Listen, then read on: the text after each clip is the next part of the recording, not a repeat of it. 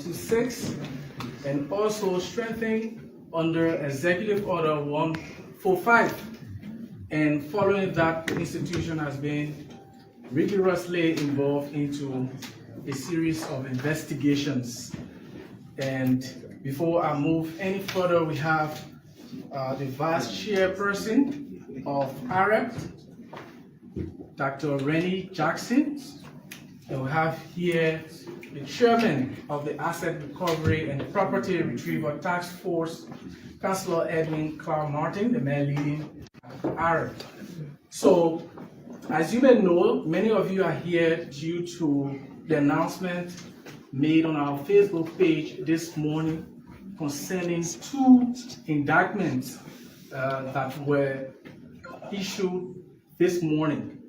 So definitely, we're going to be hearing details on what AREP was investigating and the findings of AREP's investigations that resulted into the indictment. So ladies and gentlemen of the press, not to take most of your time, let me introduce Councillor Edwin Clark Martin, who will address you. Thank you.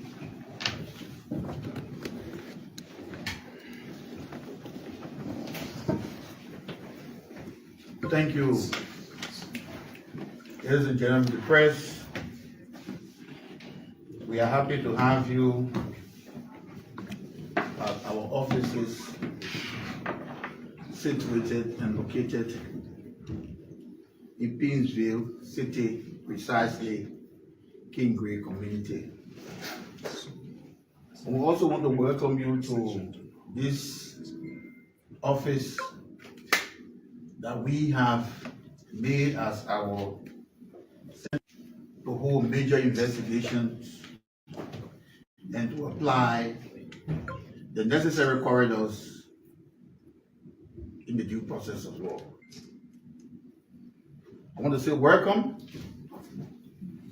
and to give you updates on the achievement thus far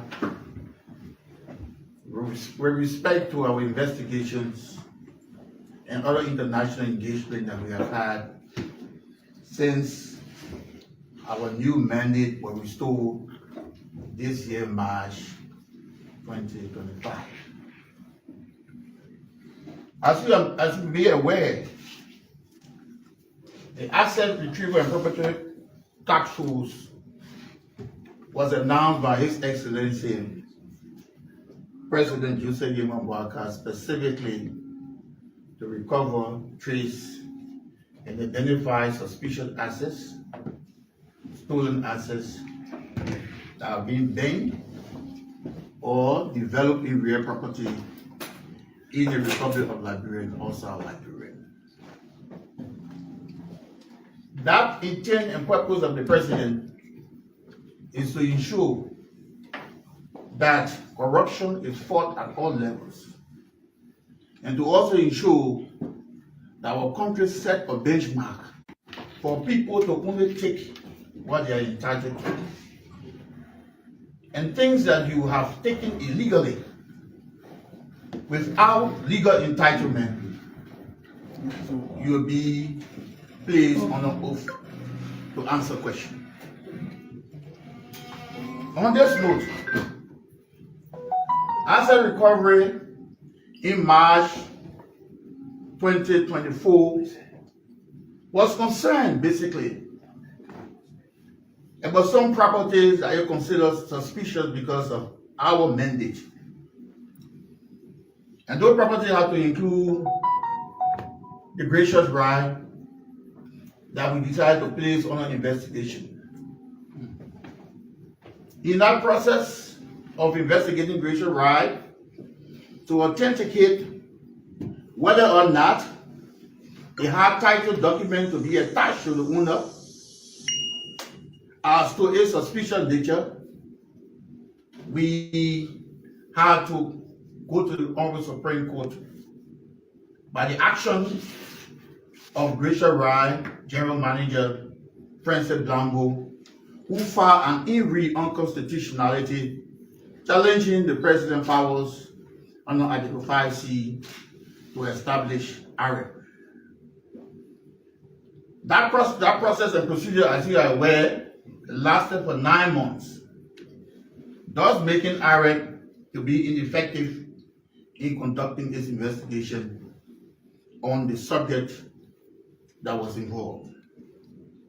Howbeit, given our legal experience and our capability to challenge the petitioner in these proceedings, we were at the Supreme Court and challenged that by arguing that the fundamental rights consistent with the right of the president under Article 5C granted the president that power to establish IREC so as to effectuate and effect the prosecution of corruption crimes. Based upon our argument, the Supreme Court ruled and denied the petitioner, which is Gracious Rai, and we commence our investigation therefrom. In the process of conducting our investigation of Gracious Rai, we apply all the due process of law. We apply all the due process of law, that is, giving her the right to appear and answer questions. And unfortunately, they wrote us and declined that they would not attend any investigation, and any matter arising from investigation, we should proceed to court. IREC did not hesitate, but to use the due process in collecting all pieces of evidence linking to Gracious Rai. In the collection of our evidence, it was established that not only Gracious Rai, but another company was established known as Anita Group of Companies Incorporated, and CEO is Anita Pamela Jala, who happens to be the daughter of Mana Noro Finabondo. That company was established by her, and the records of that company banking record show that Madam Nora Finabondo was a corporate secretary to the banking account of that company. That company established several suspicious accounts and transactions with the intent to clean money that were allegedly taken from government using her position. Another company that was established by them is Anita Business Center. That company also was managed by another Ellis Jackson. And that company was a sole proprietorship. It was a sole proprietorship owned by them. The corporate documents again of that company in the name of Nova Finabondo. Our investigation showed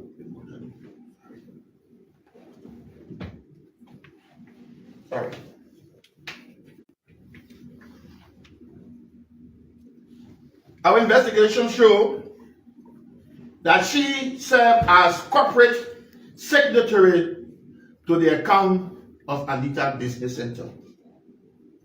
Anita Business Center and the Anita Group of Company has several accounts, more than 10 several accounts through which several millions in Liberian dollar and US dollar were being done, and we gave you that exact figure. Our findings also show that in the process of laundering this money, there were several key factors who participated in all those accounts, amounting to 40 persons who participated in those several accounts, the suspicious accounts that was established by them.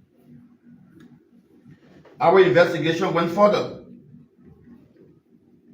to find out the purpose and intent why these money were being moved. And we realized that there were no traceable business by the two companies. Where this money came from amounting to millions of dollar transaction in Liberian dollars